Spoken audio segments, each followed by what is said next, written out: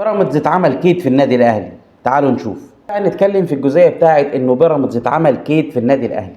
المستشار تركي آل الشيخ لما اشترى نادي الاسيوطي سبور اشتراه في صيف عام 2018، وبعدها باع النادي في صيف عام 2019 للمستشار سالم الشمسي الاماراتي.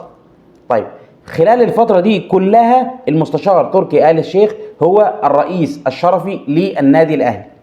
امتى تم رفع اسم المستشار تركي آل الشيخ من الرئاسة الشرفية للنادي الأهلي؟ تمت في صيف عام 2020، يعني بعد ما باع النادي بسنة كاملة.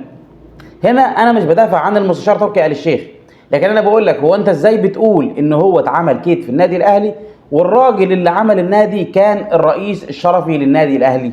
2018 قرر المستشار تركي آل الشيخ شراء نادي الأسيوطي سبور وتحويله لنادي بيراميدز. كان نادي الأسيوطي سبور ده تمتلكه عائلة الأسيوطي، وعلى رأسهم الحاج محمود الأسيوطي، وهي عائلة مصرية موجودة في محافظة بني سويف.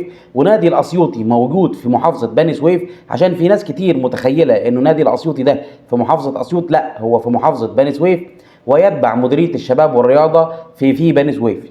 ولحد دلوقتي نادي بيراميدز يتبع مديريه الشباب والرياضه الموجوده في بني سويف. المستشار تركي آل الشيخ للنادي قام بجلب صفقات كبيره قوي للنادي، والابقاء على 7 لعيبه فقط من اللعيبه اللي كانت موجوده في نادي الاسيوط سبور.